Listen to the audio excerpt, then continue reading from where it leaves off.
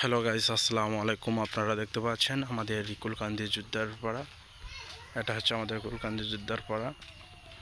সবুজ শ্যামল দেখতে পাচ্ছেন, কি সুন্দর অপরূপ সৌন্দর্য। কিন্তু আমাদের একটাই সমস্যা, এই রাস্তাটা এখনো পাকা হচ্ছে না। এখনো মাটির রাস্তা দিয়ে হাঁটতে হয়। বর্ষাকালে অনেক কষ্ট হয় আমাদের চলাফেরা করার জন্য।